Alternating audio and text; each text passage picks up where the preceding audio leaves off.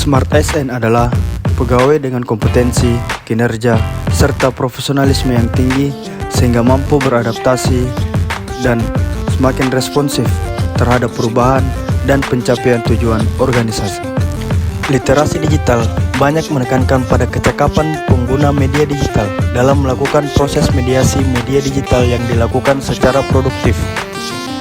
Sesuai dengan 5 visi Presiden untuk Indonesia, yang pertama, pembangunan infrastruktur, yang kedua, pembangunan SDM, yang ketiga, keterbukaan investasi, yang keempat, reformasi birokrasi, yang kelima, penggunaan APBN fokus dan tepat sasaran. Dari 5 visi Presiden tersebut mengarahkan percepatan transformasi digital.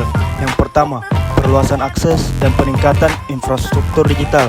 Yang kedua, roadmap transformasi digital di sektor-sektor yang strategis. Yang ketiga, percepatan integrasi pusat data nasional. Yang keempat, persiapan kebutuhan SDM talenta yang digital. Yang kelima, regulasi, skema pendanaan dan pembiayaan transformasi digital, mengarahkan pada literasi digital berfungsi untuk meningkatkan kemampuan kognitif sumber daya manusia di Indonesia agar keterampilannya tidak sebatas hanya menjalankan kewajiban kerjanya. Dan untuk literasi digital memiliki beberapa kompetensi. Yang pertama, menggunakan media digital. Yang pertama, digital skill. Apa itu digital skill? Digital skill yaitu kecakapan menggunakan media digital. Yang kedua, digital culture, yaitu budaya menggunakan digital. Yang ketiga, digital ethics, yaitu ethics menggunakan media digital tersebut. Yang keempat, digital safety, keamanan dalam menggunakan media digital.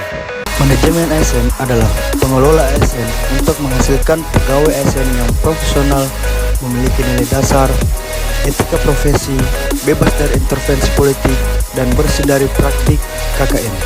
Berdasarkan Undang-Undang Nomor 5 Tahun 2014, kedudukan ASN terbagi atas 2, yaitu yang pertama, PNS, pegawai negeri sipil, merupakan warga negara Indonesia yang memenuhi syarat tertentu, diangkat sebagai pegawai ASN secara tetap oleh pejabat pembina kepegawaian untuk menduduki jabatan pemerintah dan memiliki nomor induk pegawai secara nasional.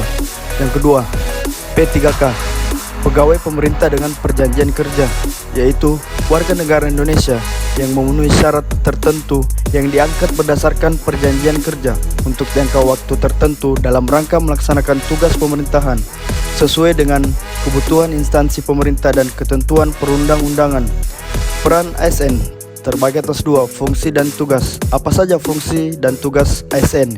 Yang pertama, menjadi pelaksana kebijakan publik.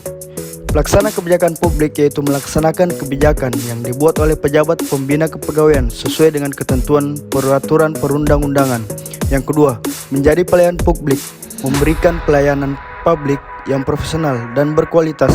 Yang ketiga, menjadi perekat dan pemersatu bangsa, di mana ASN mempererat persatuan dan kesatuan Negara Kesatuan Republik Indonesia. Sebagai ASN, kita harus mengetahui kode etik dan kode perilaku kita menjadi ASN. Yang pertama, melaksanakan tugasnya sesuai dengan ketentuan peraturan perundang-undangan. Yang kedua, memegang teguh nilai dasar ASN dan selalu menjaga reputasi dan integritas ASN.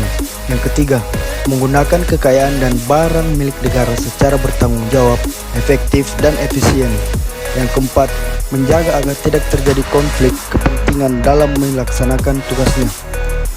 Maka dari itu, kode etik dan kode perilaku ASN bertujuan untuk menjaga martabat dan kehormatan ASN di dalam melaksanakan tugas di lingkungan kerja mereka.